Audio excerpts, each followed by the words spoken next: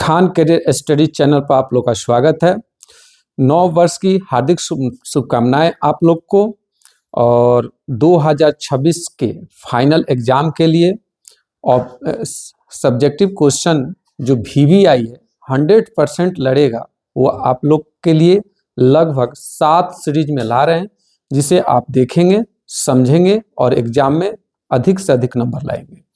तो 7 सीरीज में जो पहला सीरीज है वो अभी आपके सामने है, जिसमें लगभग 10 क्वेश्चन होंगे। इस तरह 7 सीरीज में 70 क्वेश्चन होंगे और ये 100% लड़ने का काम करेगा 2026 के एग्जाम में।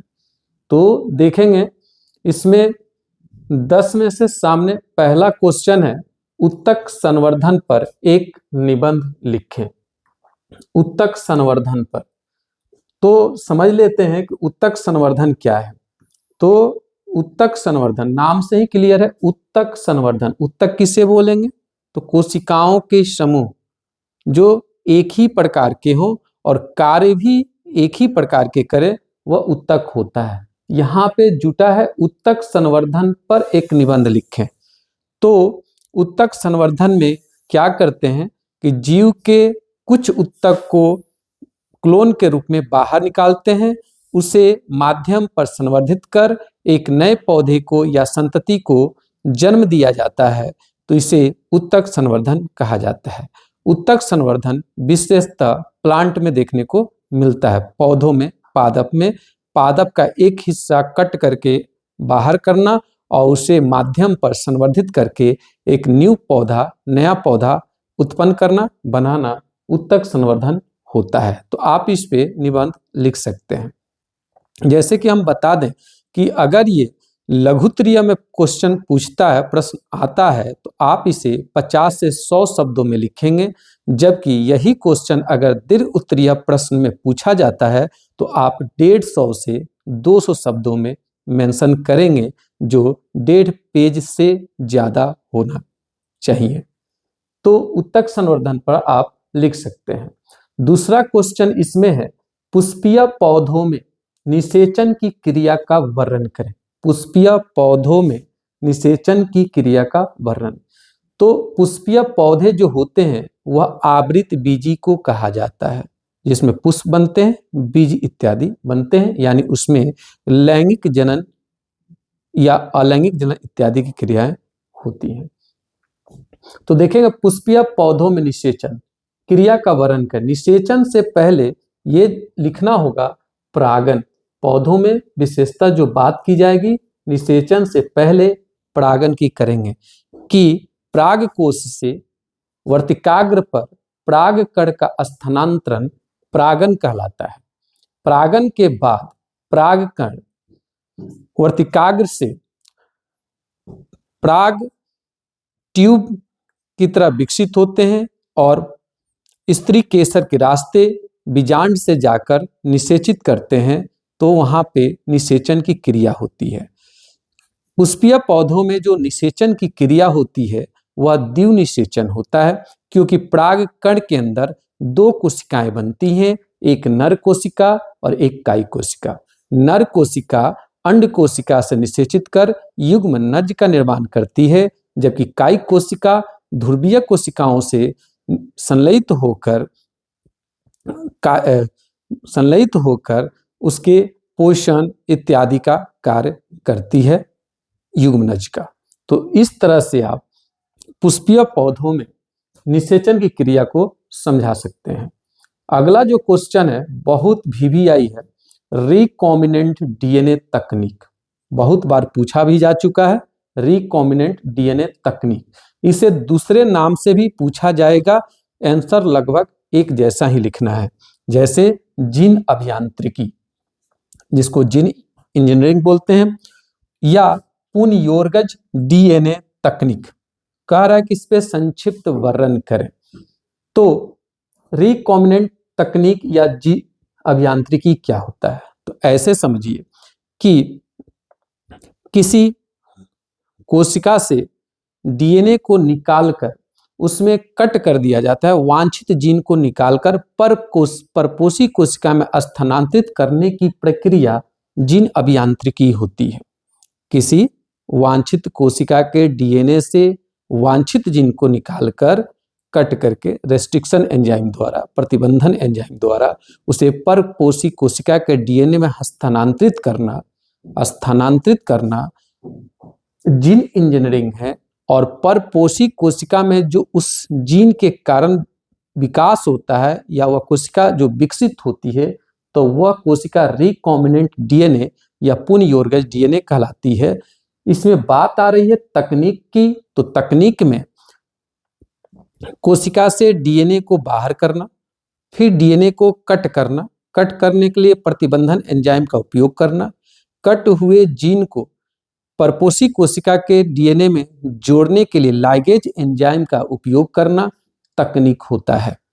उसी तरह देखेंगे अगला क्वेश्चन है, इसमें जनसंख्या नियंत्रण हेतु गर्भ निरोधन की विभिन्न विधियों का वर्णन करें। जनसंख्या नियंत्रण हेतु हम जानते हैं कि देश और पूरे विश्व में जनसंख्या एक संकट बनकर उभरा हुआ है, तो इससे नियंत्रण के लिए गर्भ निरोधन की विभिन्न विधियां होती हैं, जिसमें भौतिक, केमिकल, रासायनिक इत्यादि होती हैं।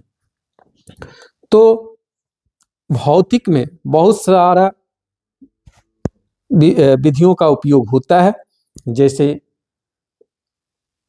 कंडोम और ग्रीवा, टोपी इत्यादि का उपयोग करके, तथा रसायन में औषधि का उपयोग करके, जिस औषधि में सबसे विशेषता नाम सहेली नामक औषधि का आता है, जिसका उपयोग किया जाता है, तथा वीर्य को योनि से बाहर ही गिरा देना भी एक प्रक्रिया होती है, जिससे जनसंख्या नियंत्रण में मदद मिलती है।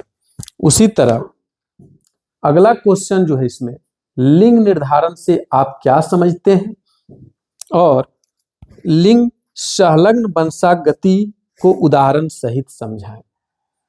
लिंग निर्धारण, तो लिंग निर्धारण में हम लोग जानते हैं कि मादा गुणसूत्र में 23 जोड़ा, मादा गुणसूत्र भी 23 जोड़ा होता है, और पुरुष का गुणसूत्र जो होता है वह भी 23 जोड़ा होता है।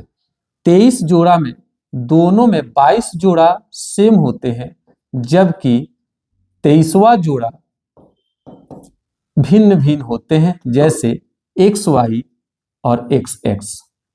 23वां जोड़ा लिंग क्रोमोसोम के नाम से जाना जाता है, और 22 जोड़ा क्रोमोसोम पुरुष और मादा दोनों में, नर और मादा दोनों में अलिंग क्रोमोसोम कहा जाता है। तो लिंग क्रोमोसोम में जब क्रॉस कराया जाता है, तो लिंग क्रोमोसोम में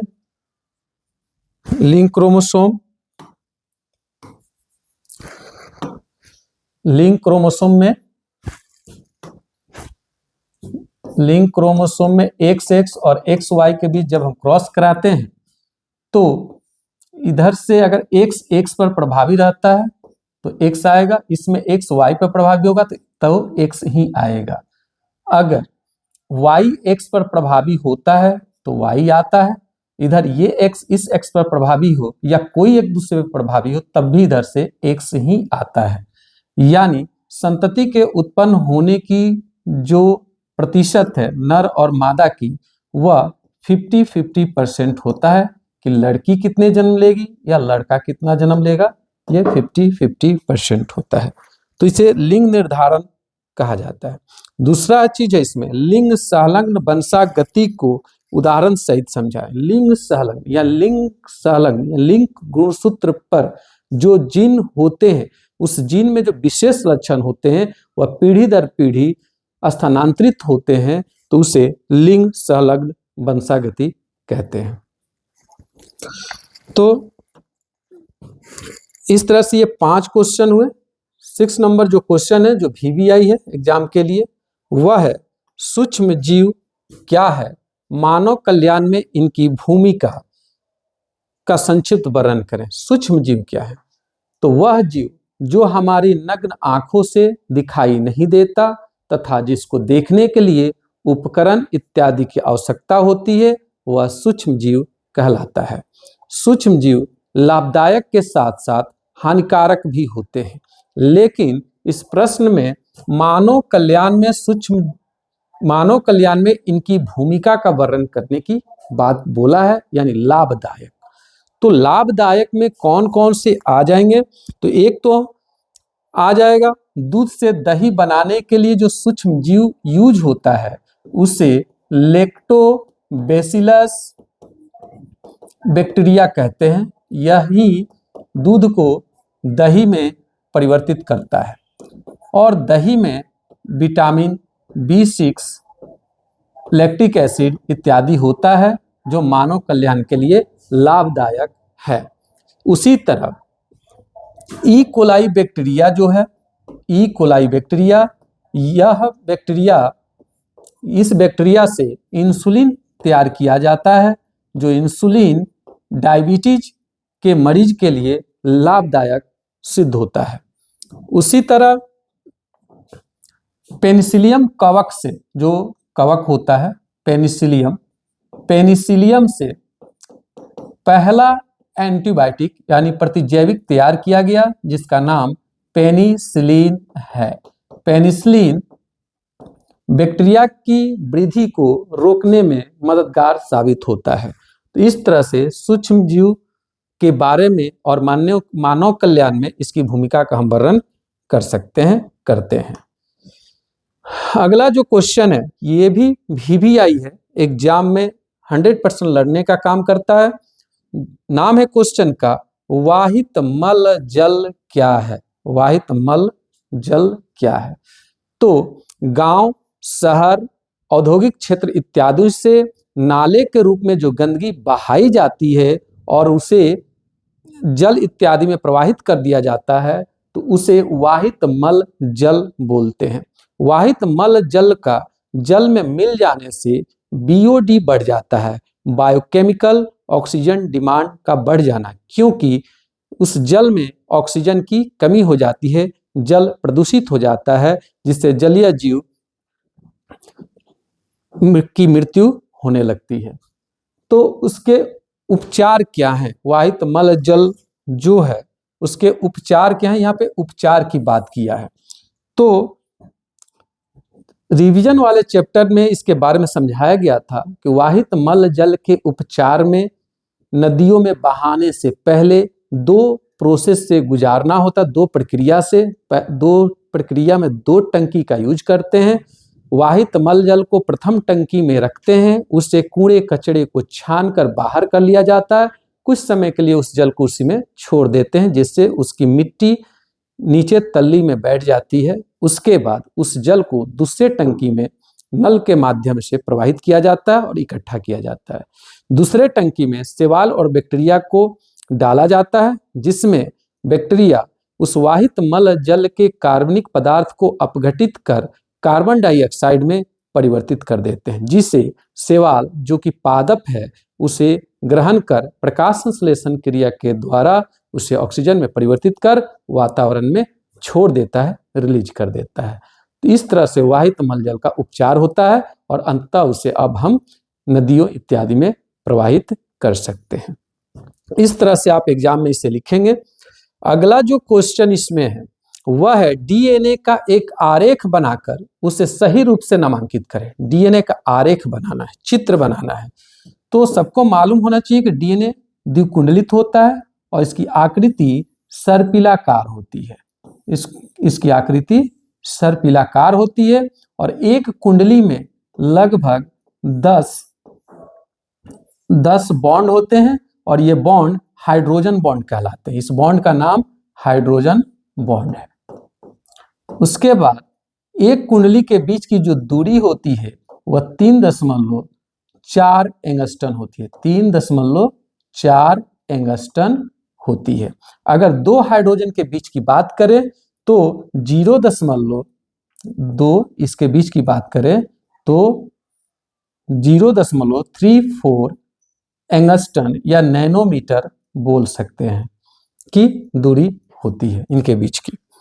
तो इस तरह से इसका आरेख बना सकते हैं। अगर इसी के जगह पर इसका टेम्पलेट पूछता है तो टेम्पलेट का चित्र कुछ इस तरह से बनाएंगे, जिसमें इसकी दिशा आप मेंशन कर सकते हैं 5 डैश से 3 डैश की तरफ, और यहाँ पे 5 डैश की तरफ से 3 डैश, इसमें भी आप मेंशन करेंगे 3 डैश 5 डैश, और यहाँ पे हो जाएगा 3 डैश। अब इसको टुकड़ों में करेंगे तो ये 3 से 5 डैश 3 डैश करते हुए एग्जाम में मेंशन करना है, और यहाँ पे